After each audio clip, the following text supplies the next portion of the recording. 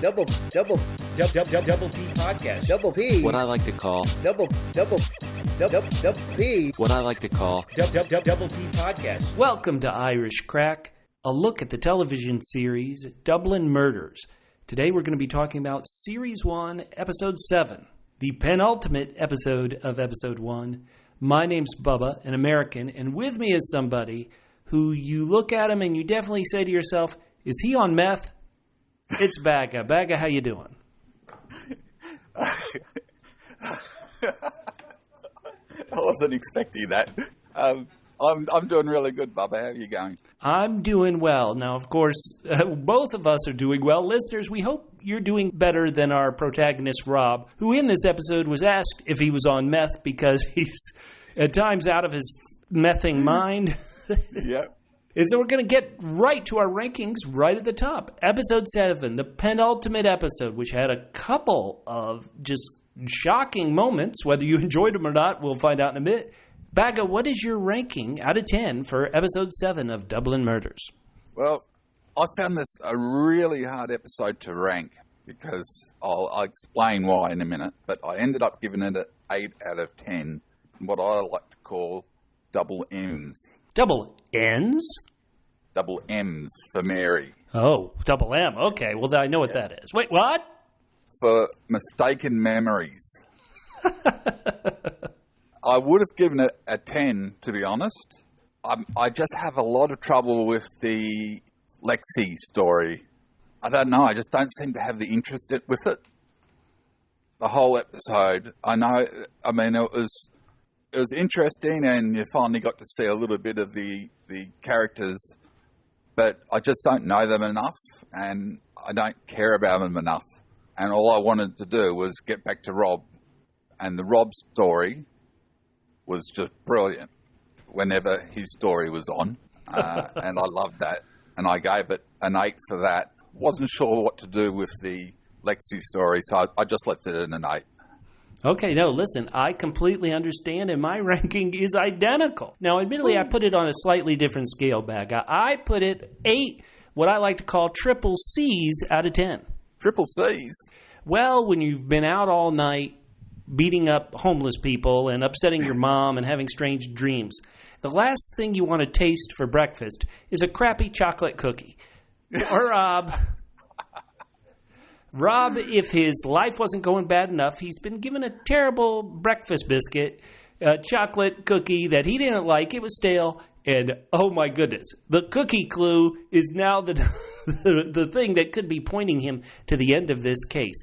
8 out of 10, I'm with you. There are people, and so this is maybe why I'm so tough on it. There are people who write to me and say, Bubba, you have to read The Likeness. It's such a great book, and I always say I should have read The Likeness because I liked Tana French's first novel so much. But for whatever reason, it feels like we're getting a Cliff Notes version of this. Yep. There was no way I could guess who exactly stabbed Imitation Lexie based on the previous episodes or even based on this episode. Kind of, sort of, it felt like he was pointing towards the killer at times just because he felt more present in the series than he usually was. But because I didn't know these roommates, these 4 suspects, these roommates too well, it didn't hit as hard as it should. Now, maybe the idea is who cares who they are? What does it mean for Cassie? But there were times in this episode where I wondered, why isn't Cassie acting the way I think she would based on all the other episodes I've seen her in?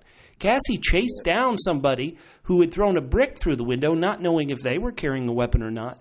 There are plenty of times when I kind of thought, boy, shouldn't a police officer be able to take down Daniel the way he's holding this gun a couple of these times? Yes, there were times when he wasn't even looking at her or holding his gun up. And I was thinking, why doesn't she just tackle him? Yeah, that's exactly what I was thinking. Even though I still like Cassie, I still find the premise intriguing. Because it wasn't a murder mystery I could solve, I was always going to knock it for that. But also just because that world doesn't feel as rich, as lived in, as what we like to call the In the Woods case. 8 out of 10 from me. Yep, I agree totally. Now, the good news for us, we've got 1 episode left.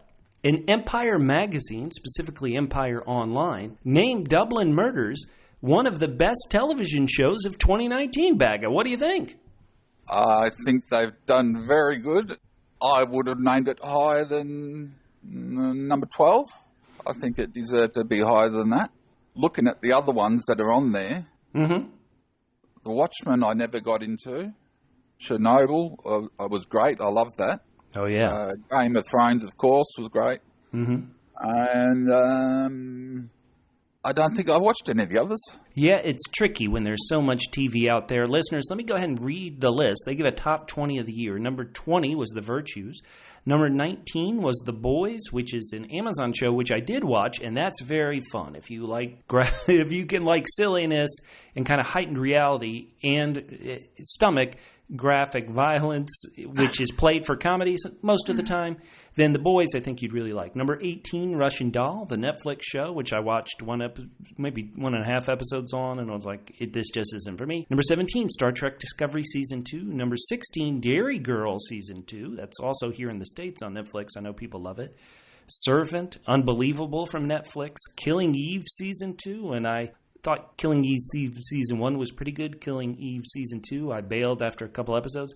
And then number 12, Dublin Murders, where it says, having brought several Agatha Christie stories to the screen, plus being trusted with the adaptation of J.K. Rowling's The Casual Vacancy, Sarah Phelps turned her attention to Tana French's Dublin Murder Squad books. The first 2 books were the fuel for this first series of the show, which follows detectives Rob Reilly and Cassie Maddox as they investigate the murder of a young girl. The case puts their friendship to the test as they are pulled deeper into intrigue and darkness that surrounds the killing. Phelps lays on the atmosphere, while leads Killian Scott and Sarah Greene breathe real life into their cop characters. How do you feel about that description, Bagga? I think that's pretty good. I certainly agree with the 2 leads. I think they're fantastic. In fact, I think pretty much all the cast, with the exception of the 4 students who I just couldn't get into because we didn't know them at all. Right, yeah, I'm with you. The cast is great. Yeah, apart from them, the cast was brilliant, I thought.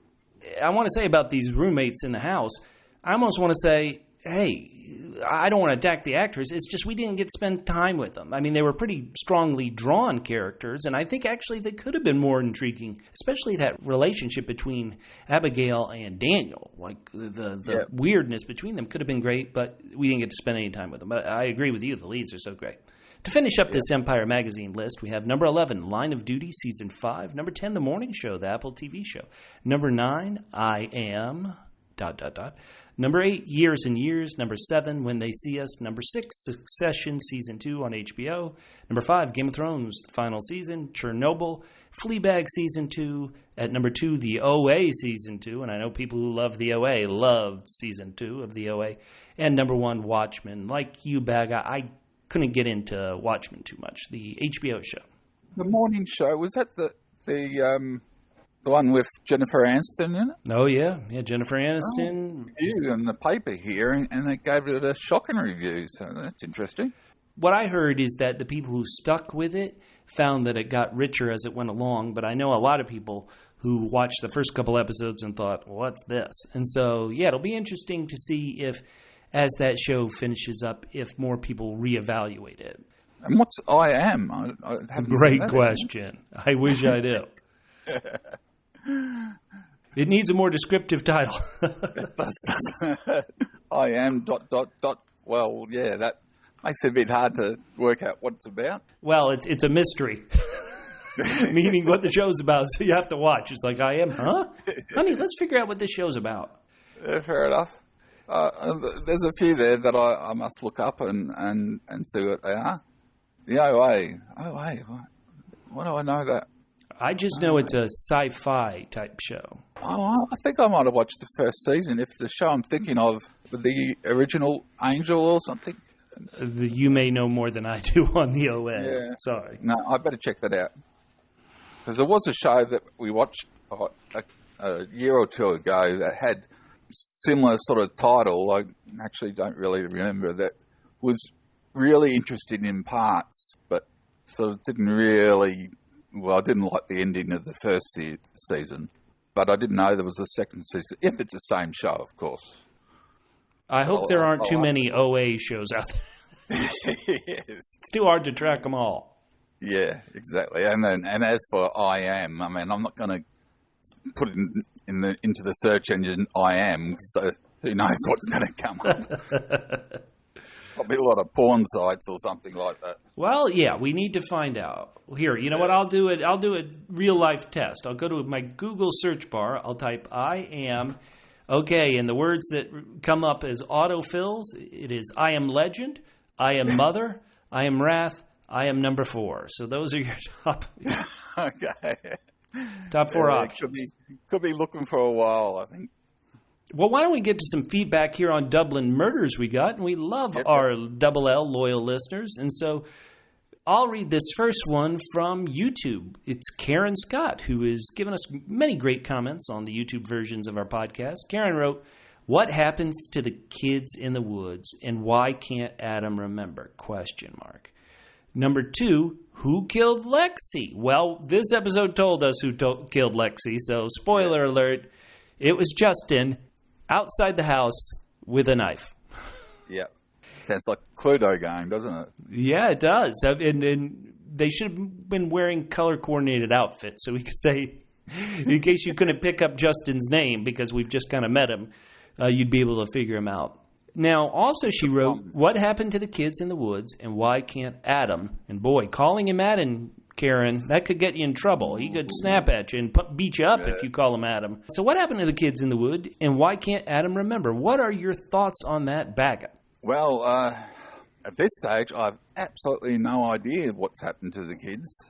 At first, I thought it was just something to do with Carl and the other guys, beat them up or something. But then it became obvious that something more sinister had happened, because the fact that the bodies of the 2 of them were never found, and the way Adam was terrified, hanging onto the tree and just totally terrified.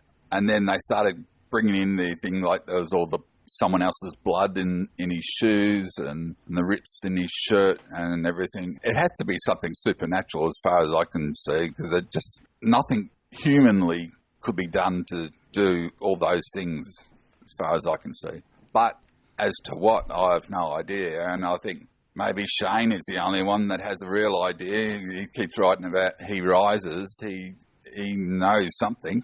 He not only knows something, he seemingly can paint those slashes that appeared in Adam's shirt somehow. Yeah, exactly. One thing he should know is not to call Adam Adam. No. That didn't work out too well for him. Poor Shane. Ouch. Well, that was tough to watch, actually. To answer your question, Karen, and I always say I've read the book, so I don't want to go too deep into this, but what happened to the kids in the woods? I would say, according to Rob/Adam's mom, they got what they deserved.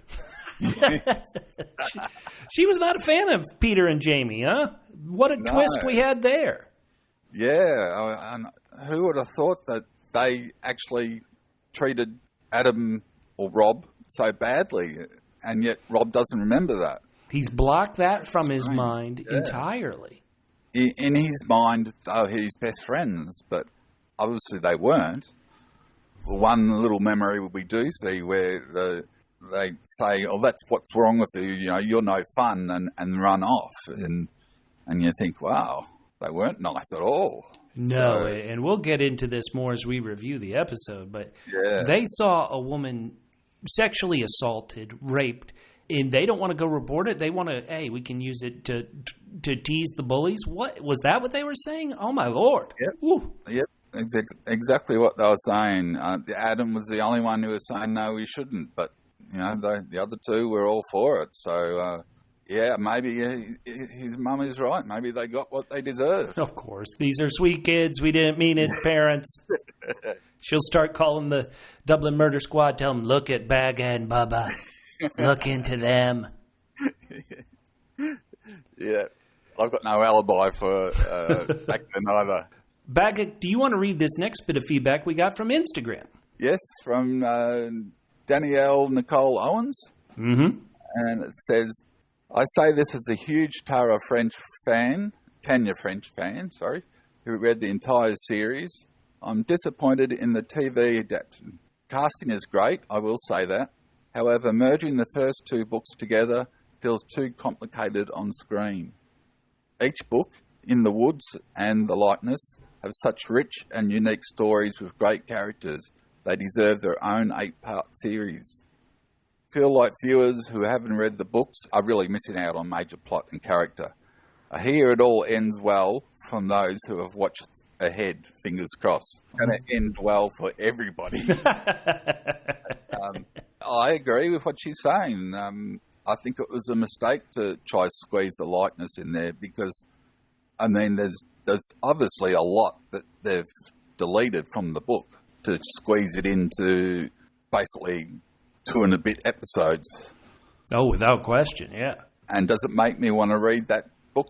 No, it doesn't actually. I'd probably jump straight onto the 3rd book instead. Now, Danielle said that merging the first 2 books together feels too complicated for the on-screen.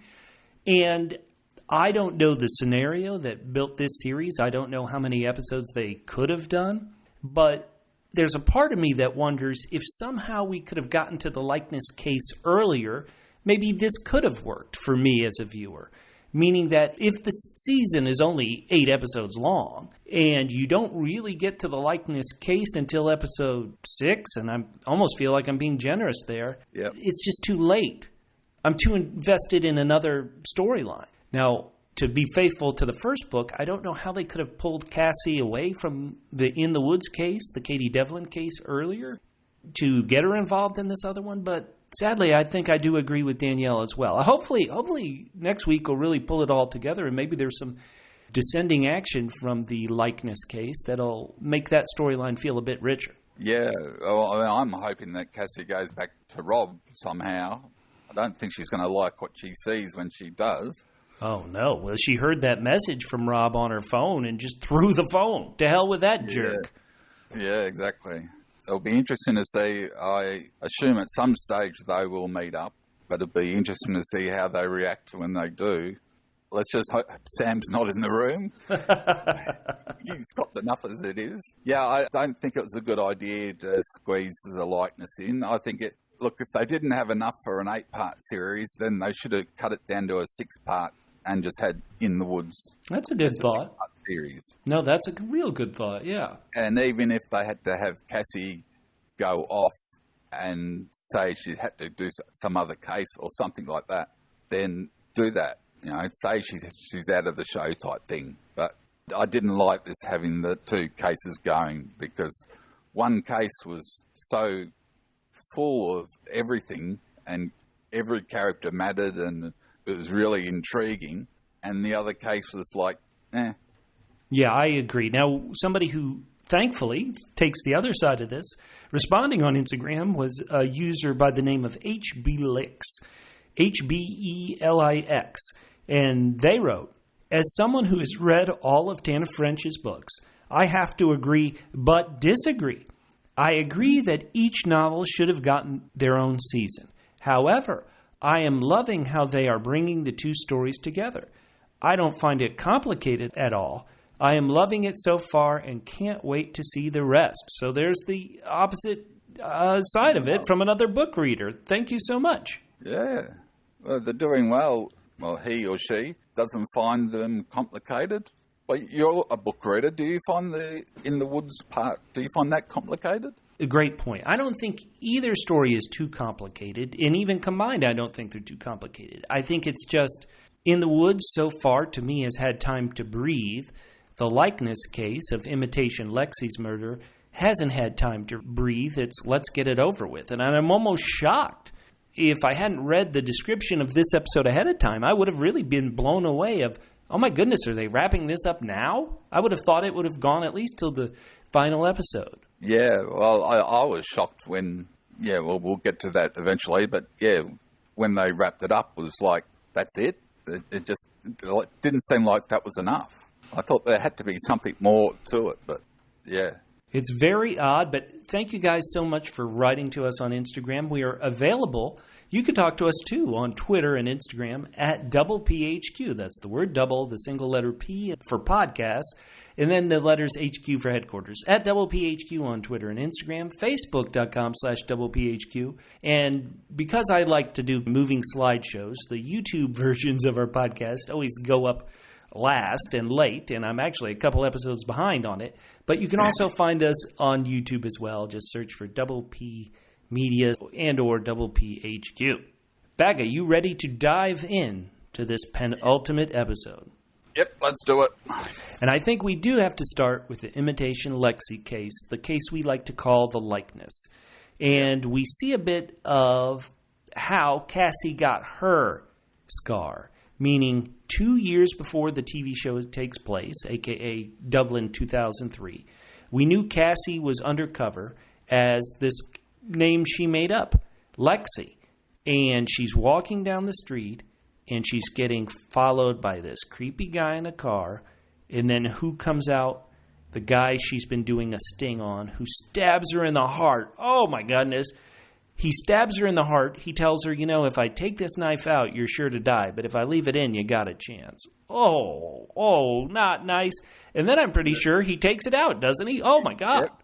He takes it out, which I thought, nice little step there. Especially after you've just mentioned if I take it out, you're going to die. And sure enough, he took it out. So Cassie, as we obviously know, did not die at this point. She was saved. One of the things that happens is she was always using this undercover case as a way to get on the murder squad. And her undercover boss, good old Frank, and maybe not good old Frank, maybe we should go back to his original nickname, Young Stannis. Young Stannis tells her that, you can only go undercover twice, according to Dublin police laws and kind of rules and that kind of stuff. And she doesn't care. Once again, she wants to go get on the murder squad, which we know she does get on the murder squad, and partner with Rob/Adam. And Frank, even here, once again, he is such kind of a slimy boss. He doesn't care about rules. He's like, listen, you have to undergo a psych exam, but just lie. Say whatever you want. Oh, is this a good boss, a terrible boss? What are you thinking of our buddy Frank? Well, at first I thought this guy is, what's the word? Can I say arsehole on here? Sure, okay, sure. Okay. This guy's an arsehole as a boss because all he cared about was, his cases and that. But then he actually tells her how to get through the test, tells her what to say, and so she'll pass, and otherwise she'll be stuck in admin for the rest of her life. And sure enough, they show her saying what he told her, and she gets passed. So that did surprise me because he doesn't come across as somebody who actually cares too much about anyone. No, he doesn't. He did help her maybe because he wants her to come back at some stage, or he's hoping that. No, that's a great guess right there. I was thinking we needed a scene of Cassie in the back seat of Frank's car as he's on a stakeout, and she's doing her homework for these tests. One thing I didn't quite get, I don't know if it was in the books at all, or in the book, but you don't have to say if it was, why she was so keen to join the murder squad. Well, once again, I am not sure why. I haven't read that novel. I assume it is in the likeness somehow. Might be the likeness, yes, wouldn't it? But you would also think that any cop wants a promotion. Everybody wants to move up in their field, and it feels like being a detective is a promotion from being a regular Garda like our boy Phelan. So yeah, I'm not sure they've given us a great reason yet. She doesn't have anybody in her past, seemingly, who was murdered. Her parents died in a tragic accident. Unless she's after the deer that maybe the deer survived, or didn't look like it, but maybe she thinks somebody pushed the deer in front of the car. There you go. Who put this lick of salt in the middle of the road? Killer. Exactly. Yeah. Maybe it was Coyote. Well, the episode then jumps forward and shows us the current scenario where we left on a cliffhanger. Cassie has been slipped a Mickey, who isn't one of the 4 roommates, but she's been slipped a drug, and these roommates are dragging her into the cellar. And I want to say at this point, I suddenly thought, oh my God, all these people were in on the murder of imitation Lexie. Now, it turns out they were really just more in on covering up the murder of imitation Lexie. But it was very creepy to see all 4 of these roommates, these house owners, dragging a woman who, yes, listen, if I thought somebody was imitating a good friend of mine, a housemate of mine, and living with me, that would creep me out. And maybe I'd want to do something, but drug them and then put them in a cellar, that's taking it to the extreme. Well, it is, except for the fact that they all knew that Lexie was dead. So it must have been a surprise when Cassie turned up. And then, of course, they all want to know who she was. And I just had a big problem with that whole story. Maybe because it hadn't been fleshed out properly, and I didn't know the university characters at all, uni students at all. I didn't get the connections between them, like why they were so close to Daniel and do whatever he said. I know he's like a dominating type and everything, but he didn't seem like somebody, because they almost have like a cult-like worship to him. And okay, we're all going to live here. We're going to do this. But the Daniel that I saw didn't seem like a cult type of personality in any way. Certainly, he's a creepy SOB when he's saying, "I knew she was a fake. You can't fake a kiss." Yeah. You son of a gun. Okay. Abigail, why are you putting up with this unfaithful man? Exactly. And then when he pulls the patch off to show there's no scar, and there's a scar, but then he says straight away that, oh yeah, but it's old. That's what I was talking about. I think last week I was talking about the tattoo. Mm-hmm. That if they had looked at it, they would have said it was too new. I found that a bit odd that they didn't look at the tattoo, but they looked at the scar and could tell that was old, but not the tattoo was new. But anyway, that's just nitpicking anyway. Let me put it this way. Now, I'm trying to put my head, and it's not easy to, my head into these people. They have helped move a body. They know somebody's dead, or they thought they were dead. And now somebody, an identical person comes up. Yeah, they're different, but hey, let's look at their scar. Well, yeah, okay, that doesn't look like a new scar, but there's something there. I would still be questioning what the hell we're doing. Maybe this is imitation Lexie. Yeah, I certainly would be worried the fact that there is a scar in exactly the same place as where Justin accidentally stabbed her. But I suppose they desperately want to know who she is, but then they just lock her in and then they go off. And then they leave Daniel to talk to her. And wouldn't you all be in there? Wouldn't you all want to know straight away who she is and what's going on and everything? I mentioned a cult a while ago, and if they need us to believe that Daniel holds this sway over these people, we need to see why. We need to see how. And for me, I haven't seen how. I haven't seen why. He does seem like he's, I don't even know how to describe him other than to a TV show viewer, I think he's a great creep.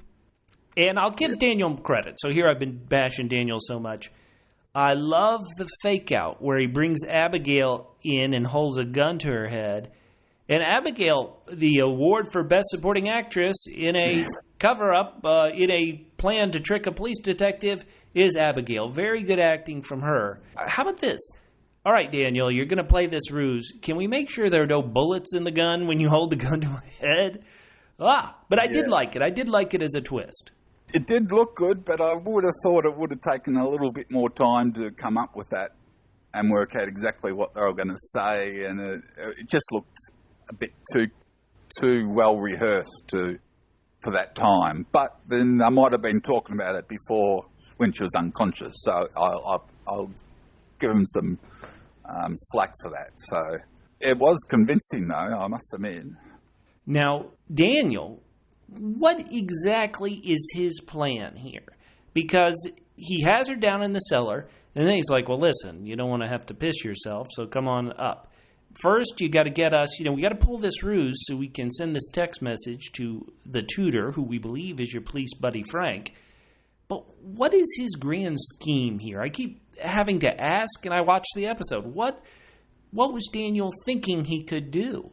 Rafe is the only one who seems to have a good plan. Rafe's like, okay, let's tie her up. Let's go get on a plane. Let's get out of here, yada, yada, yada, which is kind of a weak plan, but it's a plan.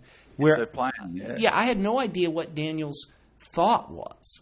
Well, all I could think of was when Cassie said later that he was going to shoot them all, then shoot himself and leave Cassie alive, so she'd have to answer for it all.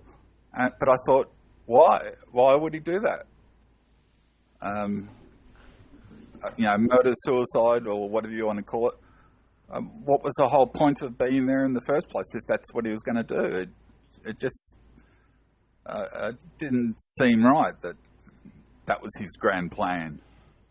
Because he couldn't have had that plan all along, because then he could have done it any time. So now I'm saying, Bagga, I'm saying Rafe had a great plan. I did forget that he is high as a kite, possibly on drugs, definitely drunk. He's like, bring on the dancing girls, pizza for everybody. Yeah. Prison, that's not on my trajectory. Hello. Yeah, he freaked out once he found out that Cassie was a police detective, because he knew that obviously the police were going to come looking for her. Yeah, his plan of let's just tie her up and get the hell out of the country, that seemed like a pretty good plan to me, because they would have, most likely had time to do that. Yeah, I don't know. Daniel is supposed to be this cult leader, if that's what they want to call him, but it doesn't seem like he's got any plans or... Well, his big thing is that friends stay together. And so if that's going to be a guiding principle of a character that you have in a story, and that does seem to be Daniel's. We find out that attempted murder earlier, why did you do it? Because he was a friend and he was going to leave. I need to know a bit more about Daniel's psychology. The person who when he's wants to play his infamous truth or dare game with Cassie, he calls Cassie, "You're a psychopath. You came in here to ruin us." I need to know him more into how this would work. Lexie, our imitation Lexie, Cassie, is going at him. She's like, "Which one of you murdered Lexie? Did you know she was pregnant when you stabbed her and bled her to death?" And she reveals that Rafe was the father, and I think Daniel forgives him. I have to be honest, I'm a bit confused. But for this to be kind of big reveals and things that would destroy the group dynamic, I need to know the group dynamic a bit more. Yeah. At times, I found it really confusing, because it was sort of made us believe, or led us to believe, that Daniel would react a certain way if he found out that Rafe had sex with Lexie, but he didn't react that way at all. And then, I think it comes back down to we just don't know them, and we don't know the group dynamic at all. I know Rafe drinks a lot. Justin is very weak, and Abigail's in love with Daniel. But why are they together? What drew them together in the first place? We don't know the background story, and I think that's why we don't really care much about them. Well, Justin, who obviously has an inferiority complex, he explains why he killed our imitation Lexie. In fact, he's the one who met her and brought her to this group. Justin described it this way. He said, "I was getting dinner ready. I told her that I knew she was selling her part of the house. Most likely, I'll add an aside, most likely to the infamous motorway crew. She was leaving us. I followed her out. I didn't even think about still having the knife. She said I should come with her.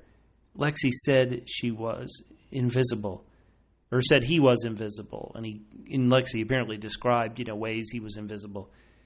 And Justin stabbed her because he was killing the messenger, because it was all true. I really miss her. She made my laugh. And there was a baby, God."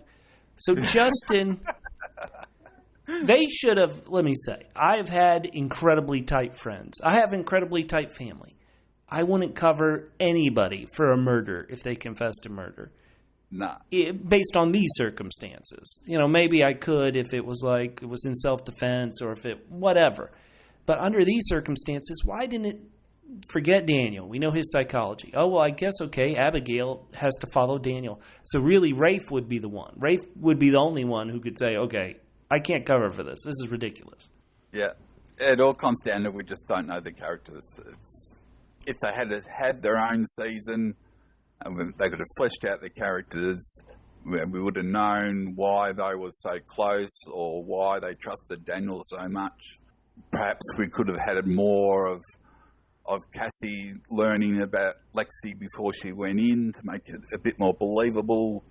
I mean, she basically based her whole version of Lexie off that one little bit of video where she says, "We're all going to die," but that didn't really explain much about Lexie at all. Well, maybe if Undercover Cassie had only just said that one line, "Cassie, you want some stew with onions in it? We're all gonna die." Oh, okay, that's her for sure. Yeah, that's probably the best bet. Either that or say, "I can't remember." And when she eats the stew with the onion in it, and they say, "I thought you couldn't eat onion," and she could have just said, I can't remember. Right. Well, how about this? Did you believe Cassie's kind of opening up her heart? She tells Justin, who has just confessed a murder to her, she says, "Listen, I'm not going to abandon you. I'll testify for you in court." That's just lies, right? She's just trying to get out of this situation. She would have to testify against Justin in court. There's nothing she could do other than say he expressed to me remorse. That's it. I just got the feeling that was her undercover training, if you'd like to call it that should say anything to hopefully get out of where she is. So, yeah, I didn't really believe anything she was saying. So Justin, he is a terrible killer. I forget in the States if you would call him a second-degree killer or not, murderer. But he sees Cassie's way as the right way. He plans to leave. But, of course, who's going to stop this? The true antagonist, the true big bad, Daniel, who gives this wise bit of wisdom. You know what happens when doppelgangers meet each other? The world ends. Oh, man. This guy needs to go. This guy definitely doesn't have his master's degree. Yeah. That saying would have been a bit better if he hadn't been about to die from a bullet. I'm not even sure where he was shot, in the head or something. I don't know. In the chest. Not sure. I couldn't tell. For a bit, I thought he was shot in the forehead, but then I think they showed his body and he wasn't shot in the forehead. I'm unsure. Because from the look of where she was pointing the gun, it looked like it was at his head. Oh, yeah. When he fired, but then he fell on the ground and he didn't have a head wound, so it obviously must have been the chest area for him to die so quickly. Just like Imitation Lexie, she shot Daniel in his heart. Yes. Well, there you go. But actually, I have got a scar of a bullet right in the heart. The case pretty much ends. Frank encourages Cassie not to send in her report until she talks it over with him. Let's get our story straight. Ha ha ha. Cassie's home. She sees that Rob has left his key there. She hears the message, and seemingly the only message on her phone. It's from Rob, but she doesn't take it too well. She throws it away. Dear God, I could never go undercover again. If the first time I went undercover, I had to have sex with somebody and got stabbed. The second time I got put undercover, I was held against my will in a basement for a bit. Cassie, stick with the murder squad. That's what I say. I think so. I just want to ask you a question. Sorry, the original Lexie was killed because she was going to sell her share in the house. Right. It feels like if we can believe Justin's story, it really feels like she said a lot of words that hurt him, and he struck at her because he had the knife on him.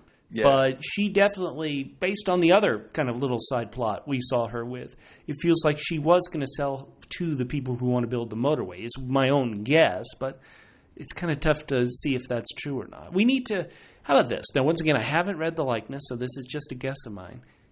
Is there any way that Cassie actually has an actual twin sister, and they were separated because of whatever reason, and that's who Imitation Lexie was? I'm trying to figure out if there's a true answer to this, or perhaps it's like you said, it's supernatural. Well, the way that the original, or the first time we saw Lexie, she turned up at the car crash, would show to me that she wasn't real. Mm-hmm. And when adult Cassie left her aunt's house for the final time after her aunt had died, little Lexie, who hadn't aged at all, to me means that she wasn't real. Because if she was real, she would have been Cassie's age. But she had stayed as the age we first saw her. So I don't think she could be a twin sister, unless that's a completely different story that Lexie that she made up. And maybe there was a twin who was... now it's getting confusing. Well, I feel like that's the only possible thing that could still be out there is to find out the story. Based on Justin's story, it feels like, okay, Justin met this girl. He kept saying, oh, hey, Cassie, yada, yada, yada. She hears this story, and he's like, you can just go up and say this. And so she's an opportunist who says, hey, I'll go get into Trinity College, which I assume is a tough college to get into, certainly world-renowned Trinity College. And so she just left. Yeah, but we don't know who she was in the first place. Well, I want to know who she is. Tell me. Yeah, exactly. I kept hoping that someone in the police force or something would discover that she's actually somebody so that we know. I mean, the fact that she looks identical and even gets stabbed in the same place and they're both pregnant. It's so many coincidences. It's hard to believe that it's all just a coincidence. There has to be something more to it, you'd think, anyway. That's what I hope. That's the thing. I'm holding out hope for this storyline. And once again, listeners, if you've read The Likeness, and here we're being so tough on this television version, please write it to us on social media, at DoublePHQ on Twitter and Instagram, Facebook.com/DoublePHQ. If you haven't read the book, maybe you disagree with our take on it, you really like this segment, once again, we want to hear from everybody. One thing I always say is, who cares about our opinion? Hopefully you do, because you're listening to a podcast where we say our opinions, but really we do this to communicate and talk to other people. So yeah, let us know if you really did dig Cassie's storyline here in season 1. I do have to, something I was just thinking about then is, Lexie was going to sell her share of the house, I assume. That was a whole old deal with that guy. Uh-huh. But then they would still have to buy the other shares from the others. So, it's not like she's selling the whole house. Well, the motorway was only going to go through a fifth of the house. Through her bedroom. Right. That explains it all, yeah. I should have looked at the plans of the motorway. Maybe that's where they want to put a rest stop or something. Right. Well, how about this? We haven't found that out. Do you consider that an important part for us to find out next week in the final episode? I'm hoping that we're going to find out some more to explain some of it a bit more.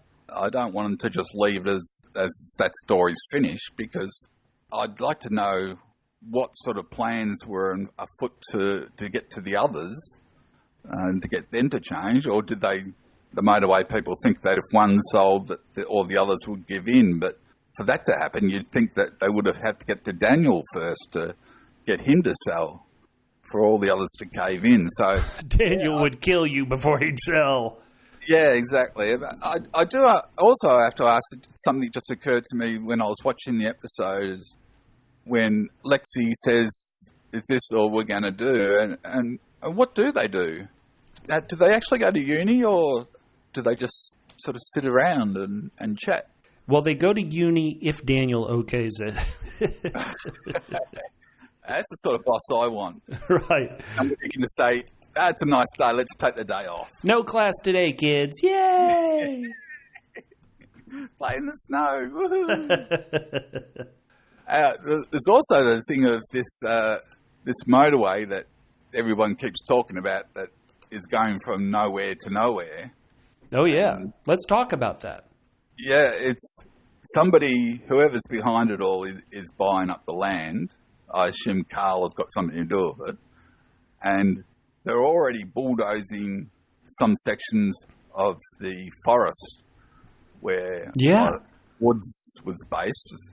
But there is absolutely no sign anywhere else of any work being done. So it seems a bit strange that they're already bulldozing the trees when there's no other work anywhere else that we've seen being done. Listen, Bagga, we've got to build the new Dublin for the 21st century.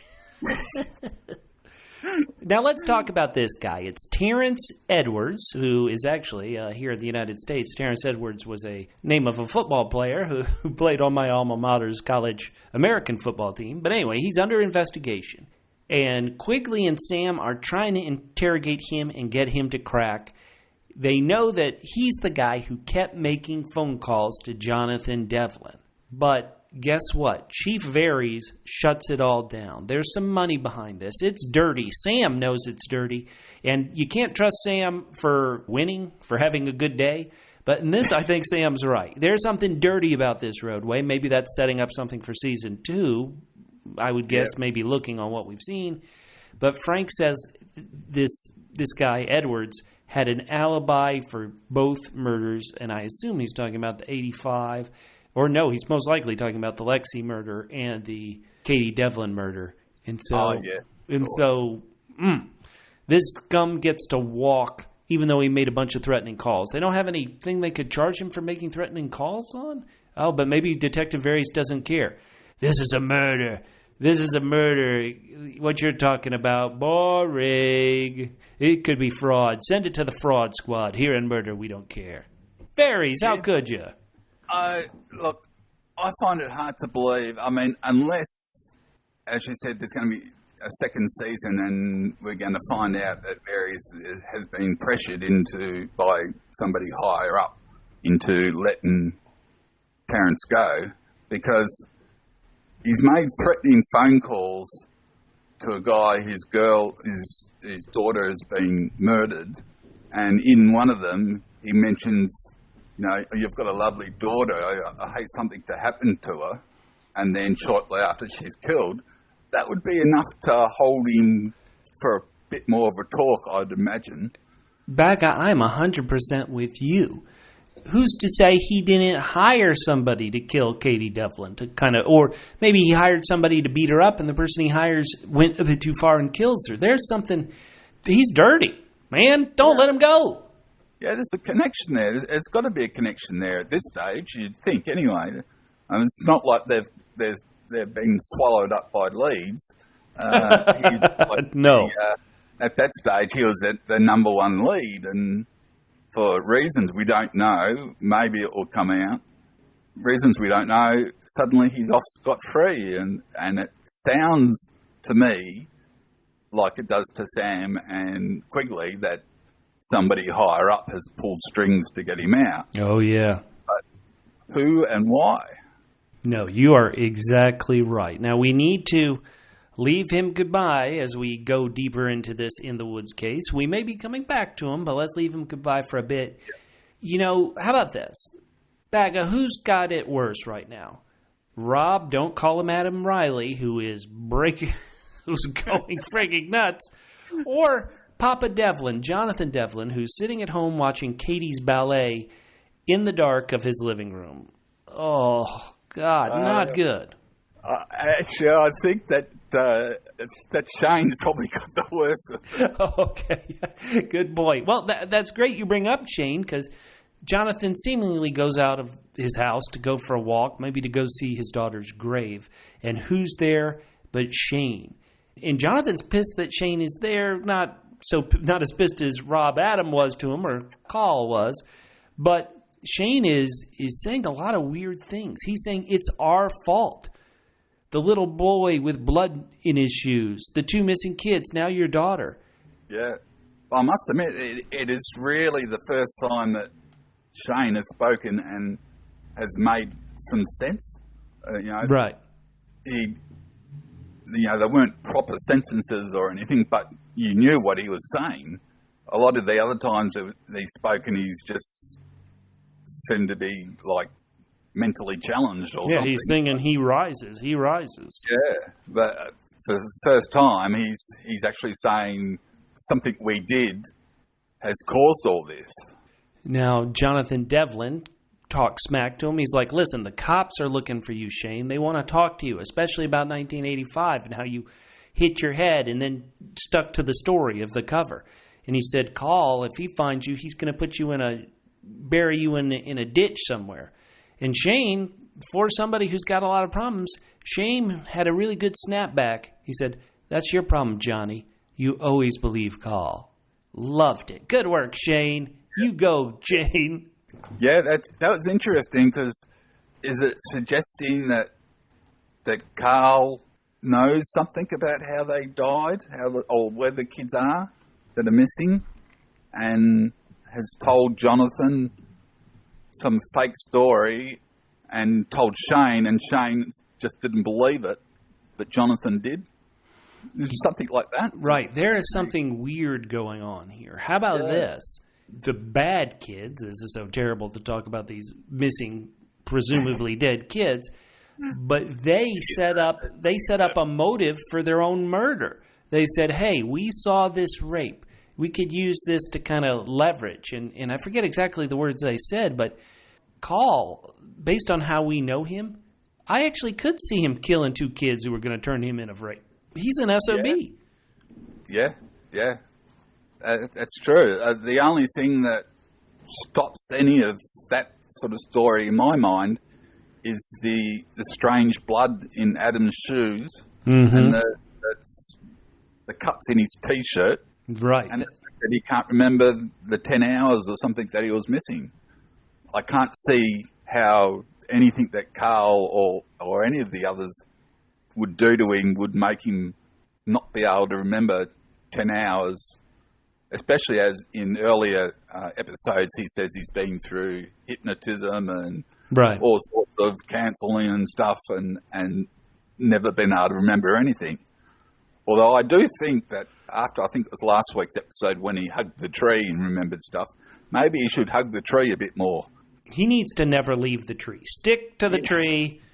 Go through every vision quest you need. We need to know what happens. To be honest, he needs to know. He seems the most concerned of this case of everybody. Yep. And I should point out the case back in 1985. Katie's case, Yeah, that doesn't matter so much. But the interesting thing that I thought of was, I forgot to mention last week when he was hugging the tree, was he's just like Bran from Game of Thrones. Getting visions from trees. I love it. Good boy. So Bran killed them. Maybe Bran's involved somehow. 3-eyed raven, 3 slashes in Rob/Adam's T-shirt. Oh, my goodness. Oh, it's all coming together. Speaking of coming together, there's somebody coming apart, and it's Rob. Rob has been going downhill for a lot, but for a character I think we're supposed to like, and I always mention that In the Woods is one of my favorite novels, and Rob is a true a-hole in that novel too. But because we're in his head, and you can do something terrible and immediately kind of regret it, and that kind of comes across on the page on some of these terrible things he does, I think it was easier to stomach than it is here at times on the show. Rob's been kicked out of his flat for good reason, let's say. He's now staying with his mom, and he's treating his mom terrible. Yeah. And then, if that wasn't enough, he goes into work, and it's like he wants Sam. He really does want to get hit. You know, I think he might have had a better success if he just said, hey, Sam, just punch me in the face. I need this. You know, Sam might have done it. But instead, he's loony. Quigley, this is hilarious. Quigley, who's been set up as kind of the goofball of the department, he's the one who, when he asks, are you on meth? He's the one who seems sane. Yeah. To me, it played as though he felt so guilty about Cassie, and he blamed himself for it. Well, he should. He wanted somebody to give him a good beating, and Sam was the only one that he could think of to do it. Yeah, it's a shame he didn't go to Officer Phelan. Officer Phelan, you seem to do anything I ask you to because of the man crush. Could you take this baseball bat and just smack me upside the head one time? I'm just testing something. Testing how strong I am. So you gave 8 out of 10 to this episode, and you seem to like this stuff the best. Do you have any trouble with the main character being this much of an arse? No, because we've followed him through the season, and we know that there is a mental issue there from the 1985 situation, because he's been so hooked on that right from the word go. And at first, he was just like an ordinary policeman, like very tough and everything. Right. But then as soon as this Katie case came up and he had to go back to the woods, it's like his mind just clicked over, and then he lost his co-pilot in Cassie as she got taken away, and he had nobody to keep him in check. You could just see as each episode's gone on after Cassie has left that he's been headed downwards. The only thing missing really is a bottle of whiskey in his hand every 5 minutes, like a lot of shows seem to do. He doesn't hit the bottle and be drunk all the time, but the way he freaked out when Shane called him Adam. That was powerful. I got headbutted once when I was about 21 by a mate at a party, and he was bigger than me, but it wasn't very nice. And I went from standing to on the ground in a fraction of a second, and it wasn't that big a headbutt, but it's not a nice thing at all. And he gives Shane a shocking headbutt. Yeah, I thought, let's go ahead and jump to that moment right now. What he did to Shane was terrible. Based on the show we've seen so far, I feel sorry for Shane. Of those three bullies back in the 80s, he was certainly the not quote-unquote good one. But, oh my God, Rob was vicious. What the hell? Well, Shane was the one that found him against a tree and was saying, "It's all right, little boy, it's all right." I know, and Adam no, there's a good point. Adam hates him for it, it seems like. Is it because he's so scared that people are going to find out that he's Adam? Is that why he freaks out so much? To me, it was. I mean, this was just nuts. Rob, I want to point out that when Rob sees Shane, he looks messed up. He does not look good. But he says things like, "You're not in any trouble. I promise. You're the key. You can talk to me." And it's just a snap. I am going to beat you up. Did he burn Shane's jacket to hide evidence? What the hell was happening there?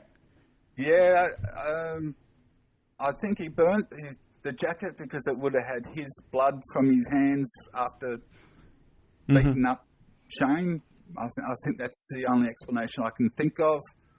Seemed a bit strange because Shane, when we see him a few minutes later, looks like he's got a fair bit of blood all over him already. So I would assume some of that would be Adam's or Rob's. But I found that very upsetting, seeing Shane obviously has mental issues already. Yeah. And the fact that he's beaten up and also crying as much as he is, I found that very upsetting, that little scene. Because he obviously didn't expect Adam, when he found Adam, to do that. He thought Adam would be his friend and together they could work out what happened or something. I'm not sure what his thinking was, but... Yeah, no, this is truly, it's a powerful moment of the show, so it's a great moment of TV. You love it because it's so enthralling, but it's also just so heartbreaking to see this happen to Shane, who we don't really know as a character. He's always been off on his own. And to see Rob fall this way, just terrible. And I thought almost, and I really want to highlight the word almost, just as bad is when he runs into Garda Phelan and lies to him and said, no, he's not around here, so Phelan won't find him. Oh, my God. Yeah, exactly. And, this whole thing, all season he's been saying, we've got to find Shane to ask questions because he's sure that Shane can answer them. Mm-hmm. Well, now he's beaten up Shane. The chances of Shane answering any of those questions are going to be pretty slim. I don't know what Rob's next idea will be because he's got to go back to Chief Fairies and say, actually, I don't think Shane's really in it. Well, he does have a breakthrough in the case, and let's get to how he has this breakthrough. So first and foremost, he's been having these dreams of the wolves. Forget the wolves. There's nothing with wolves in this story at all. His new dream is about, quote-unquote, his good friends, Peter and Jamie. And they lead him out and seemingly lead him in his sleepwalking dream to go kill himself, drown himself in the water somehow. And his mom, who he's treated terribly, saves him. And his mom is so smart. His mom is so smart. She says, what does Cassie say about this? You've done to her what you've done to everyone. You freeze them out. You leave them cold. I had a sweet little boy. Now you're a cold, cold man.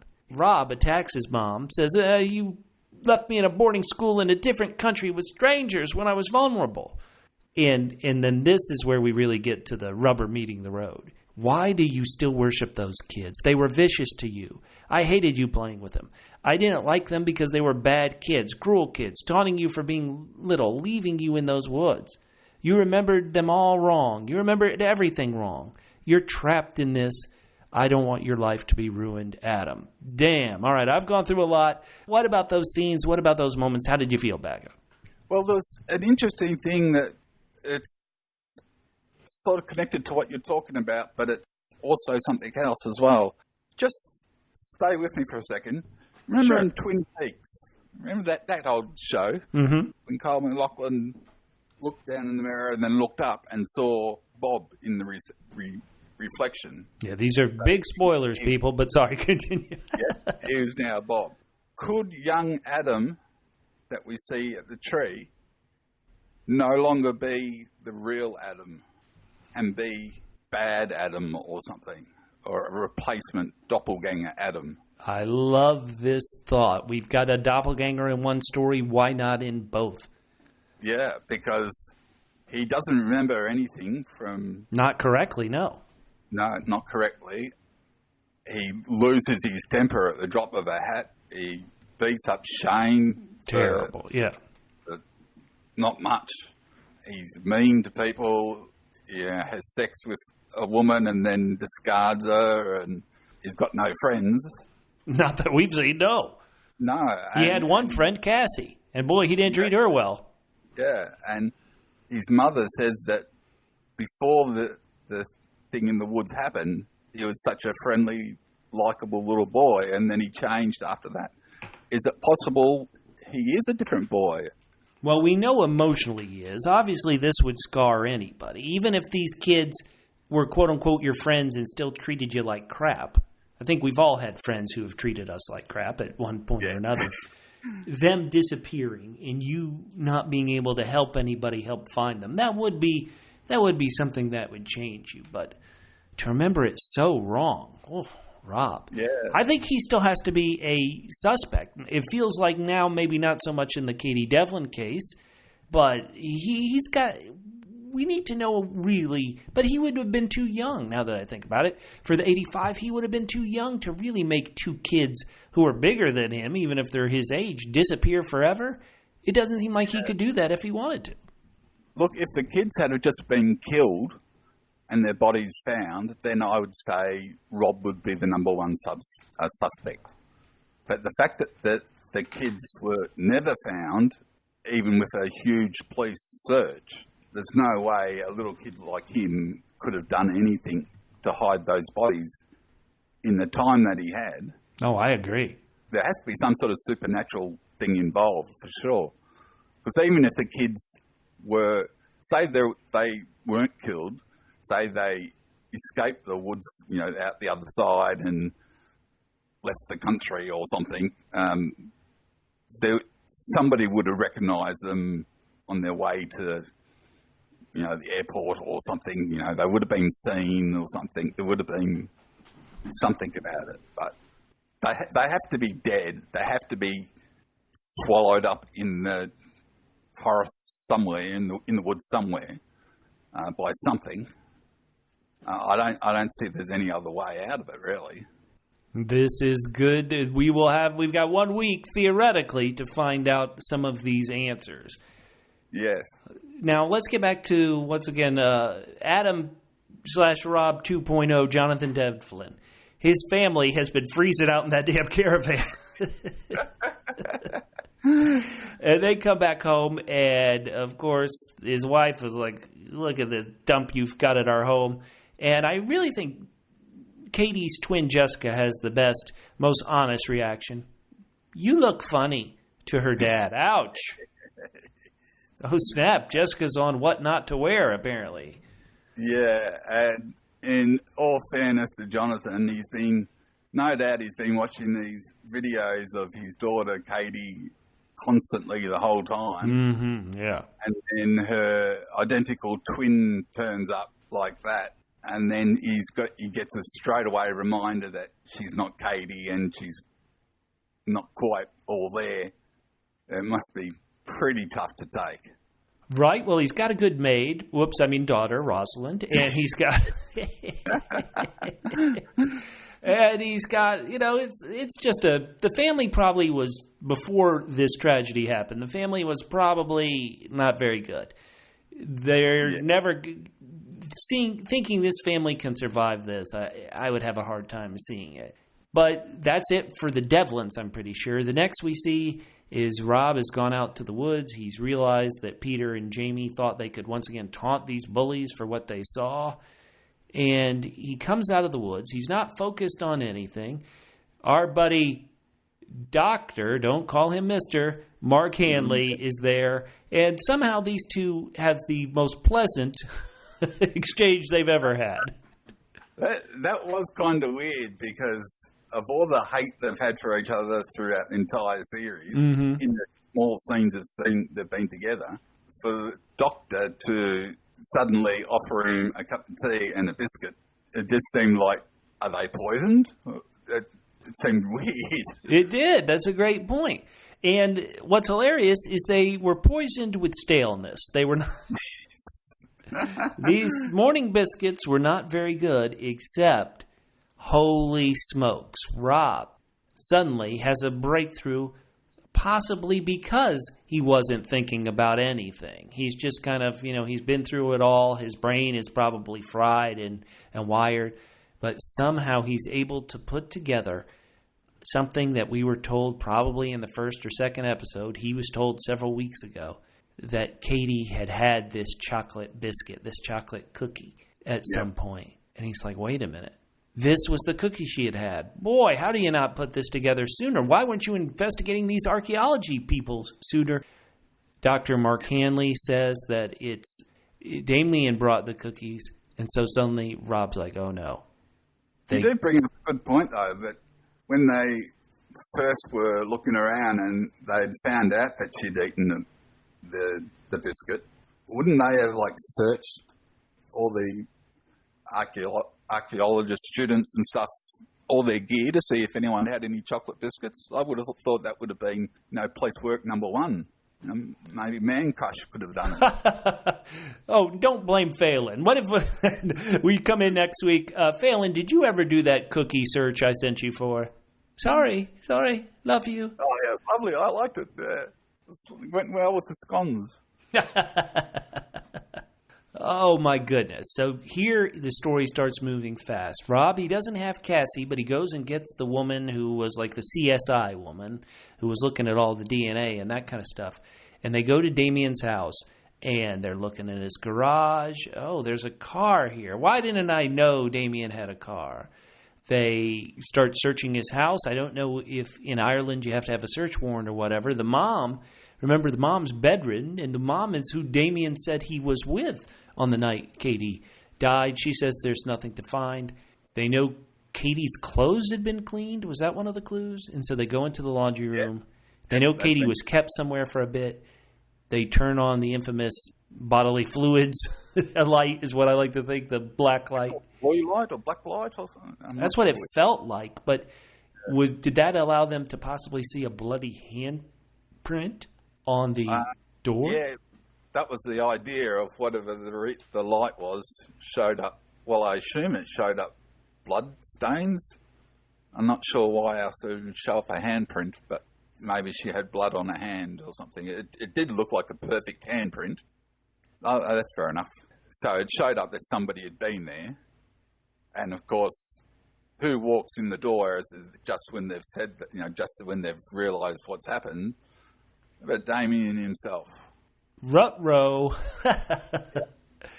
Damien, we had one in the likeness case, Justin, the most mild, milquetoast, almost scaredy-cat group, turned out to be the killer. Is it possible that here in the Woods case as well, Damien, who's always come across as like a little mouse, Is it possible he's the killer? What's going on? I don't think he is. I think he doesn't... I know it's stupid to say he doesn't seem like a killer, because anyone could be a killer, I suppose.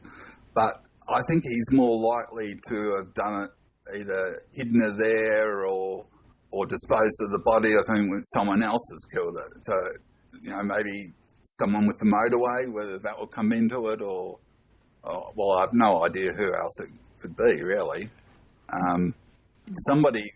Somebody in power, or somebody who has had power over him. Right, that's a good point.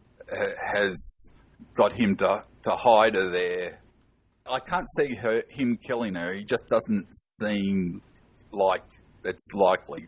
The way I would see it is the only way I could see him killing her is a bit like the only way I could see Justin killing imitation Lexie. It had to be like a spur-of-the-moment I wasn't thinking thing based on what we've seen of him so far, unless he's going to suddenly turn a Kaiser Sose and turn out to be a psychopath. Yeah, well, yeah, that's possible.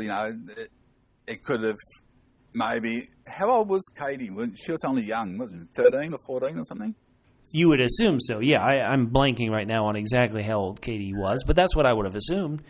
And help me out, they said she wasn't sexually assaulted in any way? Is that correct about Katie? Yeah, that's right. Maybe he made advances to her and she pushed him away and he reacted or something like that. That's the only way I can think of that he could have killed her. Just an anger issue just came and it happened and he was sorry straight away, but then had to cover it up or something. I don't know. I think there's more to it. I mean, there's another episode to come, so there has to be something else, you'd imagine. Well, I want Damien to say, "You may think I've gone insane, but I promise I will kill again." Twin Peaks reference.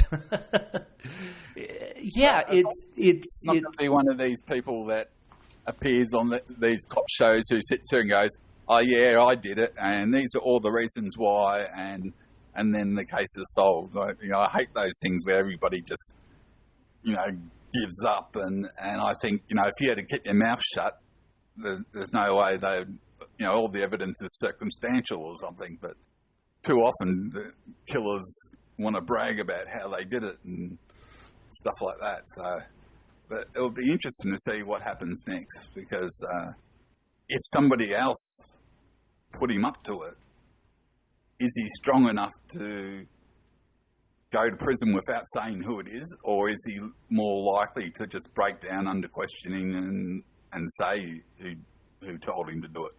Well, he doesn't seem very strong. You would think that if there is somebody else involved, you could break him. Rob, how about this? If Rob gives him the Shane treatment...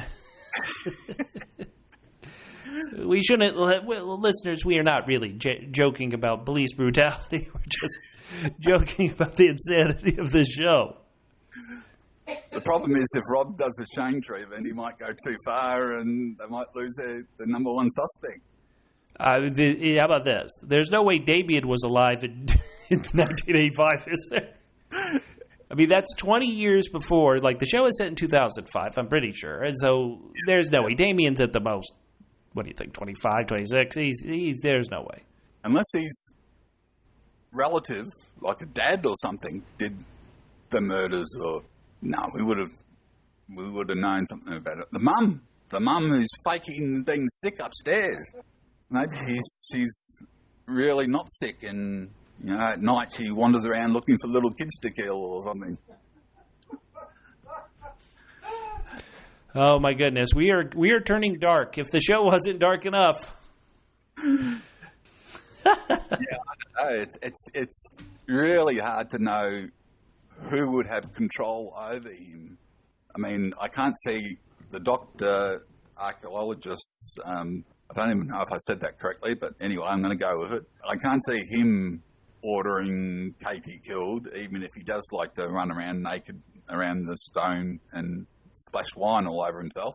The only other person that comes to mind is, well, Carl. I mean, he has to be a suspect, doesn't he? I mean, he's been the one that seems to be the most evil out of everyone, apart from Rob. Yeah, Yeah. I have no idea. I can't work out the connection to 1985 either between the Katie death and 1985. I'm starting to think maybe there isn't a connection, and maybe the Katie death, whole reason of the mystery of Katie's death was to get Rob there, so he has a reason to be there, to be investigating the 1985 situation. Because if they turned up on day one and said, "Oh, Damien did it because his fingerprints are all over it," then he wouldn't have had to hang around and be in the woods and look into the 1985 case. So, yeah, I think it's just been an excuse to get him, get Rob and Cassie to a smaller extent there. Mm-hmm. Yeah. I don't want to say anything. Listeners, this is where I have to hold my tongue a bit and say that I have read this first book, In the Woods, and even though they've changed certain things, it does feel like it's headed towards the book's resolution, so I can't say anything. What I will say, as I began this podcast always talking about me being a murder mystery fan, I will say that it's possible. I'm not sure it's especially easy, but I think it is possible to now do, quote-unquote, do the math and figure out certain things about what happened to Katie. That's all I'm going to say. You can't get me to say any more, Bagga. That's all I'm saying. So it is possible for me to sit down with what I know now.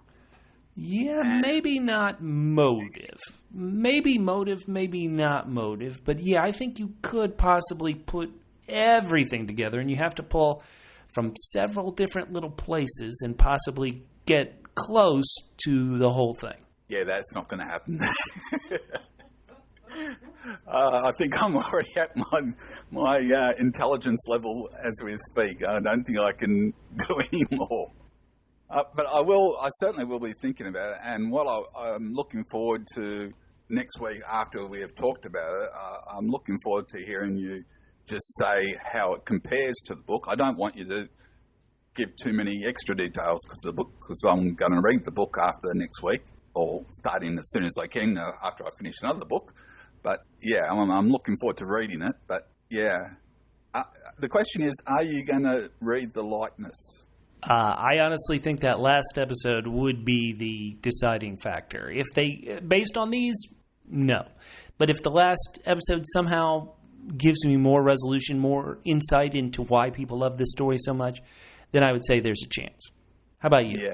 Yeah, I agree totally with you. With what they've shown so far, and I know that there's obviously lots that cut out of the book to fit in the TV show, but I would need more of an ending than what we've got so far for me to want to read it. I think I'd probably just jump straight to book 3 and go from there. Well, we'll talk about that next week, listeners, because guess what? I'm pretty sure I have read book 3. I don't know if it's book 3 or book 4 I read, but I have read one other Tana French novel. So, stay tuned. Hey. Oh, there we go. All right, we got to wrap this up, Bagga. We've gone a bit long, but hey, this is an episode that makes you want to go long. And we're going to end this episode of Irish Crack the way we end every episode of Irish Crack.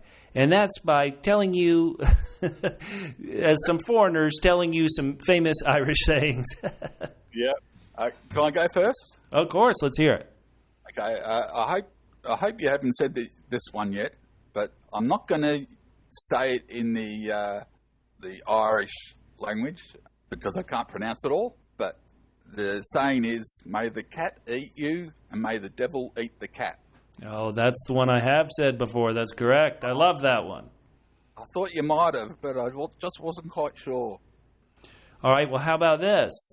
Yep. And this one, these are a couple. I'm going off a list here that hopefully these are true. Hopefully they make some sense. But you ready? This one.